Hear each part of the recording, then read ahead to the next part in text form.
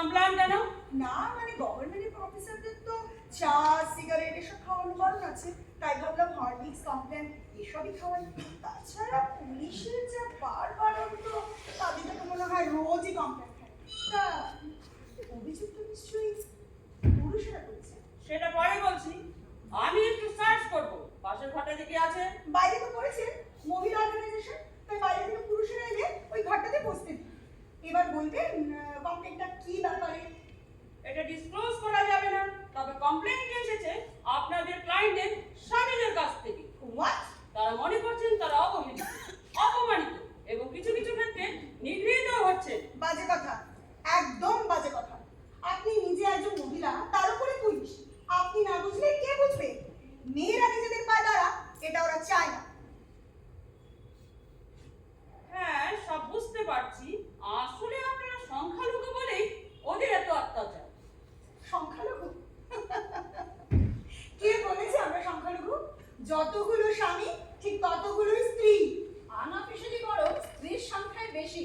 এরা জোট বেঁধে আমাদের এই পবিত্র সংস্থাকে ভেঙে দেওয়ার চেষ্টা করছে। আর আপনি শুনে রাখুন অফিসার, এই সব অপচেষ্টা না আমরা সবাই মিলে রুখবো।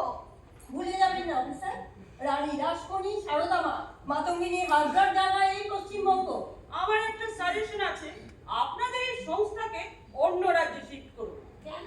অন্য রাজ্যে কি স্বামীরা নেই? তারা কি সব ধোয়া তুলসী পাতা?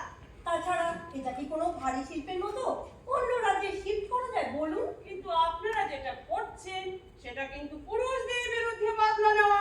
বদলা নয়, বলতে পারেন সিস্টেমের বদল চাই। এদিকে বাসে আন্দোলন করবে, মহিলা সিট রাখা চলবে না, আর বাড়িতে এসে বউকে বলবে এটা করো সেটা করো। একদম ঠিক। আমাদের কথা হচ্ছে বাসে লেডিস সিট রাখতে হবে না, কিন্তু বাড়িতে এসে প্রথম কাজ হবে স্ত্রীকে চা করে একদম। বেশ, আপনাদের বক্তব্য শুনলাম। ফিরে গিয়ে আমি উপর মহলের সাথে আলোচনা করব। কাছে একটা কাজ আছে, সেখানে যেতে হবে। নমস্কার। নমস্কার। বুঝলে তো কালী কৃষ্ণা, পুলিশের ইউনিফর্ম পরে উনি যতই হম্বিত বাড়িতে কিন্তু ওই এক অবস্থা। ওখানে পুলিশও পুলিশ হয়ে যায়। এই অপরাধ, তোমার হাজবেন্ড এসেছে। বাইরে দুজন দেখলাম খুব উত্তেজিত ভাবে আমার সাথে কথা বলছে।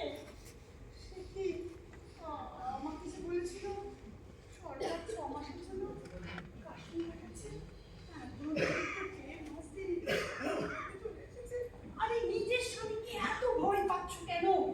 আরে ভয় নয়, বুঝতেই তো পারছো, আগে ঘর সামলাতে হবে। স্বামীকে জানাওনি এই ব্যবসার কথা? পাগল, জানালেই বারণ করতো। এই শোনো, তোমরা কিন্তু খুব স্টেডি থাকবে, বুঝলে? সে কি এতদিন যে আমরা ভাষণ দিলাম? আরে ভাষণ কি নিজের জন্য? ভাষণ তো সবসময় অন্যের জন্য। আর এখন এই মেয়ার হেল্প দিয়ে কি হবে? যারা আমাদের ক্লায়েন্ট হয়ে এখানে এসেছিল, তারা এখানে আমাদের না পেয়ে সবাই মিলে যদি বাড়িতে গিয়ে হানা দেয়, তখন কি হবে? আমিও তো তাই ভাবছি। ওরে বাবা, আরে বাবা, পরে কি হবে সেটা পরে দেখা যাবে। আগে কি দেখি এখন কি হয়। না জানিয়ে বাড়িতে অফিস করেছি, ভেবেছিলাম উনি আসার আগে অন্য কোথাও ভাড়া নিয়ে শিফট করে চলে যাব। কত স্বপ্ন দেখেছিলাম, আমরা এই ব্যবসা নিয়ে। এই অপর্ণা, তুমি দাঁড়িয়ে আছো কেন? যাও না, গিয়ে দেখো তো কথা বলছি কিনা। কি প্রাণ ওষ্ঠাবো, তুমি দাঁড়িয়ে দেখছি। কি যে বলবো, এই আসছে। ওরে বাবা রে, ওরে বাবা রে। কই কোথায় কি হচ্ছে এসব? এটা কিসের অফিস শুনি?